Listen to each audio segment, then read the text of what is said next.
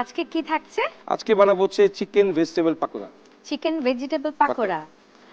তার আগে দর্শকদের বলে দেই কি কি থাকছে।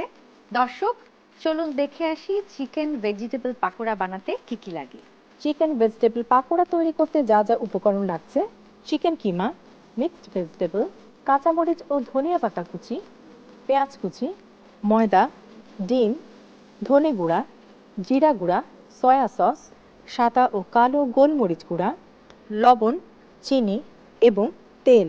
দেখে নিলেন, চলুন এবার রান্নায় যাই।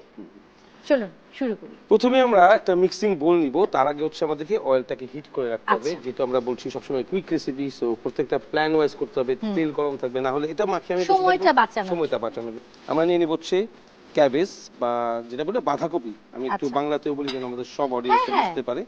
আমরা ক্যাবেজ দিচ্ছি, আমার ক্যাবেজ মনে হয় যে আমরা শীতের সবজিগুলি ব্যবহার করলে সবচেয়ে ভালো সবচেয়ে হয়। ভালো হয়। এবং এখানে কিন্তু আমরা পটেটোস দিব, কার্বোহাইড্রেটও লাগবে, কারণ আচ্ছা। আমরা ইফতারে যখন কোনো খাবারকে দিচ্ছি ওই সময় কিন্তু আমাদের জন্য আলাদা রাইস ব্রেড কোনো কিছু নাই। যে খাবারটা দেবো সেই খাবারের জন্য প্রোটিন, কার্বোহাইড্রেট, মিনারেলস, ফাইবার সুষম খাদ্য। সব খাবার যেন থাকে। সবকিছু, সব উপাদান। প্রথমেই যেটা করতে হবে সেটাকে, এটা একটু টেকনিক্যাল কাজ, কারণ পাকোড়া বানানোর সময় অনেক সময় আমরা কি করি না, স্কুইজ করি না। সেক্ষেত্রে কি হয়, পাকোড়ার যে ভেজিটেবল গুলো কুক হয় না আচ্ছা। প্রপারলি, ও। এটাকে প্রপারলি স্কুইজ করে নিতে হবে প্রথমে। নাইসলি স্কুইজ, এখানে এটা পানিও বের হয়ে যাবে।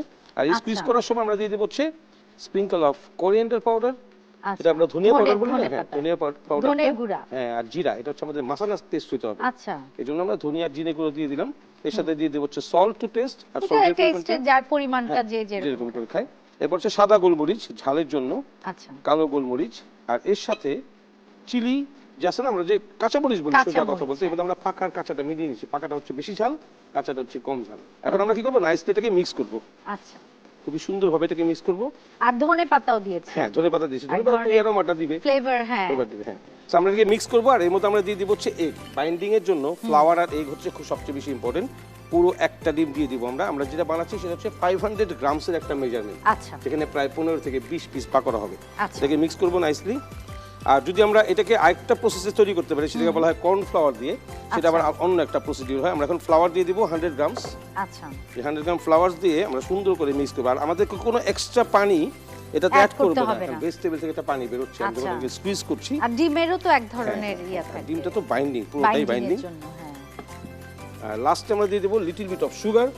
এই সুগারটা আচ্ছা। হচ্ছে সল্টের টেস্টটাকে ব্যালেন্স ব্যালেন্স করার করবে। জন্য। এখন এটাকে ভাজতে হবে ঠিক এভাবে হাতে নিয়ে, এটাকে একটু বল করে। হ্যাঁ একটু বলের মতো করবে বা চাপ দিবে যেন একটু ফ্ল্যাট হয়, কারণ ফ্ল্যাট আচ্ছা। হলে পরে খুব কুইকলি এটা কুক হবে। জাস্ট এভাবে ছেড়ে দিলে হবে, ঠিক যেভাবে পেঁয়াজও ভাজে না ইজিলি, মানে এগুলোকে পানি আবার আলাদা করে রেখে দিতে হবে এরকম কোনো কিছুই না। আচ্ছা। জাস্ট এভাবে একটা একটা করে ছেড়ে দিবে।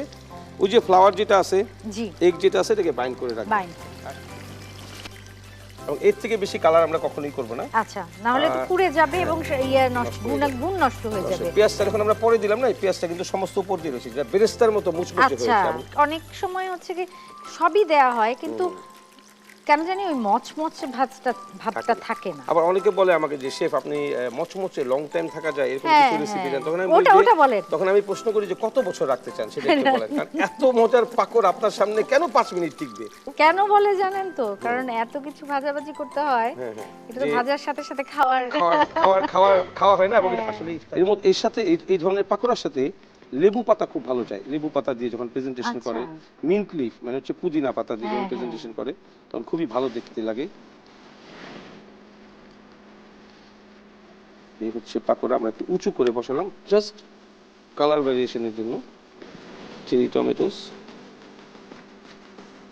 এর মধ্যে একটা গ্রিন টাচ লাগবে, just little bit of capsicum, finely একদম জুলিয়ান চুলের মতো করে একদম চিকন করে কাটবো। এটার সাথে যখন গ্রিন টাচ আসবে তখন এটা লুকসটা আরো সুন্দর হয়ে যাবে। এটাই হচ্ছে গার্নিশিং। সো আমাদের chicken vegetable pakora is ready. বাহ, খুব সুন্দর।